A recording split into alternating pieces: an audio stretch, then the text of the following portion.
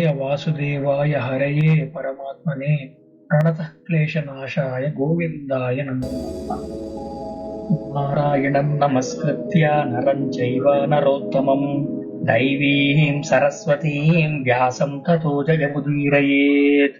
प्रथमो हनुमान् नाम द्वितीयो भीम एव च पूर्णप्रज्ञः तृतीयस्तु भगवत्कार्यसाधकः। आपादमूलिपर्यन्तं गुरूणाम् आकृतिं स्मरेत् तेन विघ्नाः प्रणश्यन्ति सिद्ध्यन्ति च मनोरथाः।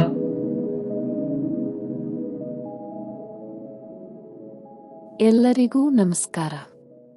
ಇವತ್ತು ನಾವು ದರ್ಶನಗಳ ಬಗ್ಗೆ ತಿಳಿಯೋಣ. ದರ್ಶನ ಎಂಬ ಪದವು ಸಂಸ್ಕೃತದ ದೃಶ್ ಎಂಬ ಧಾತುವಿನಿಂದ ಬಂದಿದೆ. ದೃಶ್ ಎಂದರೆ ಪ್ರೇಕ್ಷಣೆ, ಇದರ ಅರ್ಥ ನೋಡುವುದು ಅಥವಾ ದೃಷ್ಟಿ ಎಂದು. ದೃಶ್ಯತೆ ಸತ್ಯತ್ಯೇನ ದೃಷ್ಟ್ಯಾ ವಿಶುದ್ಧಯಾ ವೇದವಾಕ್ಯಾವಿಚಾರೇಣ ಸದರ್ಶನಾಮಿಹೋಚ್ಯತೆ. ದೃಷ್ಟ್ಯ ವಿಶುದ್ಧಯ, ಶುದ್ಧವಾದ ನಿರ್ದೋಷವಾದ ದೃಷ್ಟಿಯಿಂದ. ವೇದವಾಕ್ಯ ವಿಚಾರೇಣ, ವೇದದ ವಾಕ್ಯಗಳ ಆಳವಾದ ವಿಚಾರದಿಂದ. ಸತ್ಯತತ್ವಂ ದೃಶ್ಯತೆ, ಪರಮ ಸತ್ಯದ ತತ್ವವನ್ನು ಕಾಣಲಾಗುತ್ತದೆ. ಸದರ್ಶನಂ ಇಹ ಉಚ್ಯತೆ, ಅದನ್ನೇ ಇಲ್ಲಿ ದರ್ಶನ ಎಂದು ಕರೆಯಲಾಗುತ್ತದೆ.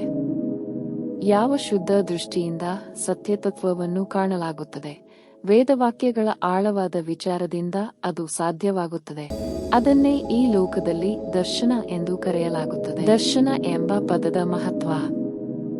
ದರ್ಶನವು ಕೇವಲ ನೋಡುವುದು ಅಲ್ಲ, ಅದು ಜೀವನದ ತಾತ್ವಿಕ ಅರಿವು. ಋಷಿಗಳು ಕಂಡ ಸತ್ಯದ ದೃಷ್ಟಿಯನ್ನು ದರ್ಶನಗಳು ಪ್ರತಿಪಾದಿಸುತ್ತವೆ. ದರ್ಶನದ ಉದ್ದೇಶ ಪರಮಾತ್ಮನ, ಜೀವ, ಜಡಗಳ ಸರಿಯಾದ ಅರಿವು. ಸರಿಯಾದ ಉಪಾಸನೆಯಿಂದ ಭಗವಂತನ ಪರಮಾನುಗ್ರಹದಿಂದ ಮೋಕ್ಷ ಪ್ರಾಪ್ತಿ. ಮುಖ್ಯವಾಗಿ 6 ದರ್ಶನಗಳಿವೆ. ನ್ಯಾಯ ಸ್ಥಾಪಕ ಗೌತಮ, ತರ್ಕಶಾಸ್ತ್ರ, ಜ್ಞಾನ ಪ್ರಮಾಣಗಳ ವಿಶ್ಲೇಷಣೆ. ವೈಶೇಷಿಕ ಸ್ಥಾಪಕ ಕಣಾದ, ಪರಮಾಣು ತತ್ವ, ವಸ್ತುಗಳ ವಿಭಿನ್ನ ಗುಣಗಳು. ಸಾಂಖ್ಯ ಸ್ಥಾಪಕ ಕಪಿಲ, ಪುರುಷ ಮತ್ತು ಪ್ರಕೃತಿಯ ದ್ವೈತ ತತ್ವ. ಯೋಗ ಸ್ಥಾಪಕ ಪಾತಂಜಲಿಯ ಅಷ್ಟಾಂಗ ಯೋಗ, ಮನಸ್ಸಿನ ನಿಯಂತ್ರಣ. ಪೂರ್ವಮೀಮಾಂಸಾ ಸ್ಥಾಪಕ ಜೈಮಿನಿ, ವೇದದ ಕರ್ಮಕಾಂಡದ ಧರ್ಮಶಾಸ್ತ್ರ. ಉತ್ತರ ಮೀಮಾಂಸಾ ವೇದಾಂತ ಸ್ಥಾಪಕ ಬಾದರಾಯಣ, ಉಪನಿಷತ್ತಿನ ತಾತ್ಪರ್ಯ, ಬ್ರಹ್ಮತತ್ವ, ಮೋಕ್ಷ, ಜೀವ, ಜಡಗಳ ಸರಿಯಾದ ಅರಿವು. ನ್ಯಾಯ ವೈಶೇಷಿಕ, ಸಾಂಖ್ಯ ಯೋಗ, ಪೂರ್ವಮೀಮಾಂಸಾ, ಉತ್ತರ ಮೀಮಾಂಸಾ, ವೇದಾಂತ ಜೋಡಿಗಳಾಗಿ ಓದಲಾಗುತ್ತದೆ.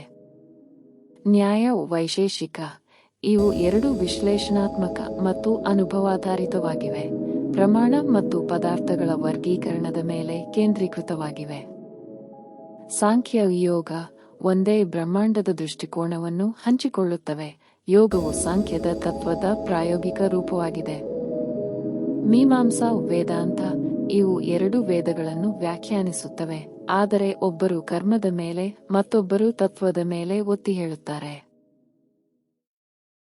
6 ದರ್ಶನದವರು ಪಾರಮಾರ್ಥಿಕವನ್ನು, ಅಲೌಕಿಕವನ್ನು ಒಪ್ಪುತ್ತಾರೆ. ಸ್ಥೂಲವಾಗಿ ಸ್ವರ್ಗ, ನರಕ, ಪರಮಾತ್ಮನನ್ನು ಒಪ್ಪುತ್ತಾರೆ. ಇವರುಗಳು ಪರಮಾರ್ಥವನ್ನು ಅಸ್ತಿ ಎಂದು ಅಂಗೀಕರಿಸಿದ್ದಾರೆ. ಇವರುಗಳು ಆಸ್ತಿಕರು. ಚಾರ್ವಾಕ, ಬೌದ್ಧ, ಜೈನಾದಿಗಳು ಪರಬ್ರಹ್ಮನನ್ನು ಒಪ್ಪುವುದಿಲ್ಲ, ನಾಸ್ತಿಕರು. ಇವರುಗಳ ಚಿಂತನೆಯನ್ನು ಮುಂದಿನ ತರಗತಿಗಳಲ್ಲಿ ನೋಡೋಣ. ಅಸ್ಮತ್ ಗುರುಗಳಂತರ್ಗತ ಭಾರತೀರಮಣ ಮುಖ್ಯ ಪ್ರಾಣಾಂತರ್ಗತ ಶ್ರೀಕೃಷ್ಣಾರ್ಪಣಮಸ್ತು.